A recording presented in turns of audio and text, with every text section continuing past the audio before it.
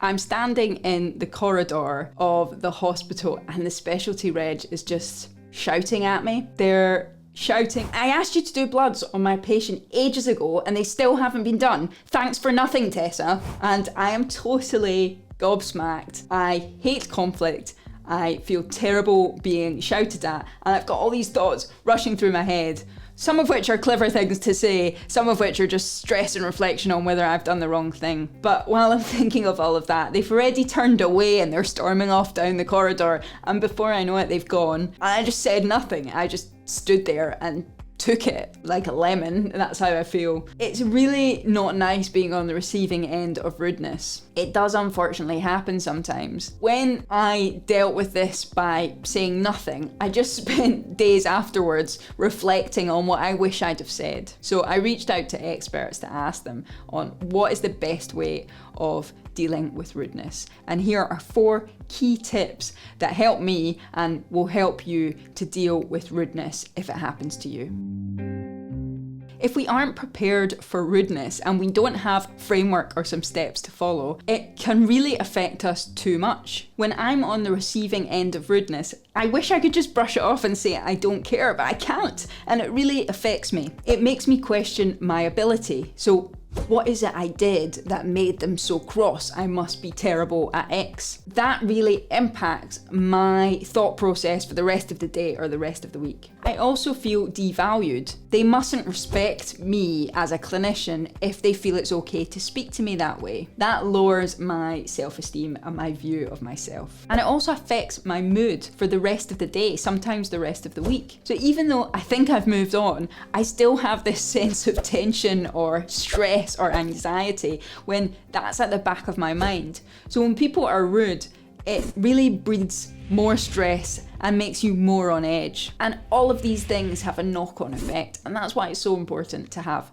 a framework and these 4 steps to help deal with it. Keep the focus on the patient. Whatever else happens, whatever the rudeness is about, whatever it is you want to say back or you want to tackle about the rudeness, the key is to keep the focus on the patient, because that's what you're both there for, whatever else is going on. So the first thing has to be to think about what is best for the patient. So if it's a case where blood tests haven't been done in a timely fashion, that's the thing you need to solve before you deal with the rudeness. If it's an issue of patient care, you have to handle that first. Putting things aside, what do we need to do to solve the problem now? And you can work together to do that, or if the person who's been rude to you has gone, you can work yourself to do that, but that has to be the first priority. Be respectful back. Do not lower yourself to being mean or rude back to them.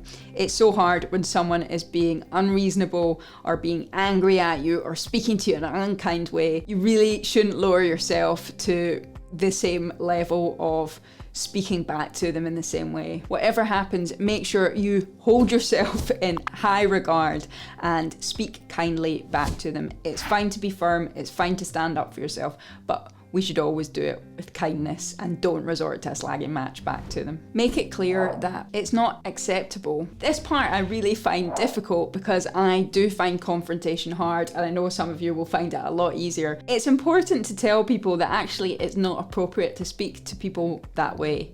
Now, whether you do that at the time or whether you do it at a later point, that's totally up to you. I do think it needs to be dealt with. If there's someone who's more senior than you and you're not in a position to do that, you can talk to your senior colleagues about it to ask them to handle it. But the easiest thing is just to run away, pretend it didn't happen at all, and hope that, the world just swallows you up or forgets about it in a few days. And there have been times where, I'm sorry to say, I've done this rather than tackling it, but it still always weighs at the back of my mind. I think what's important is to be able to tackle it, but not in an unkind or rude way. So to be able to say politely and respectfully, I don't think that it was a reasonable way to speak to me and it wasn't appropriate. I know that we can speak to each other more kindly in future. Finding the exact wording of this is tricky. You'll find the thing that's most comfortable for you. It doesn't need to be personal. You don't need to say, you always speak to me like that, or you're always doing this. It should be simply about the behaviour, about what's professional and what's respectful.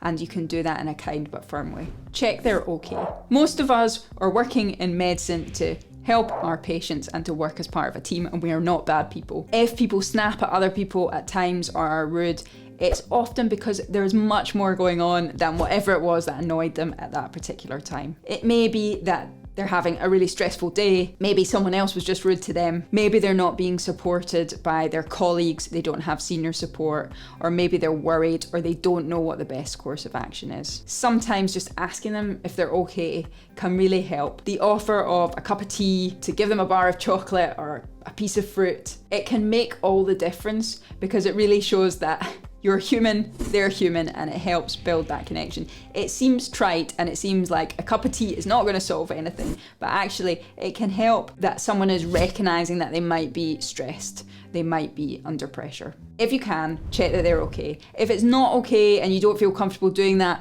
on a one-to-one, then you can ask someone else to check on them, or you can check with a colleague that they're okay if you're worried about them. But if you feel able, then offering them that support or just asking them if they're okay can really help make them feel supported and help resolve the situation. And I think it's important to recognize the difference between being rude as a one-off thing and it being an ongoing issue. There's definitely mechanisms for escalation. We know that people have supervisors, and we've got supervisors, and we can talk to managers and go through complaints procedures if it's an ongoing process. What I'm talking about is that time when someone snaps at you under pressure in an unexpected way that's not a pattern. These are the times where we need to have strategies in place, because even though they're not necessarily reason that anyone needs performance managed or anyone's got a serious underlying problem, they actually can really make a huge impact to our day, and they may make a huge impact to the day of the person who's being rude. So use the opportunity to use these frameworks and help you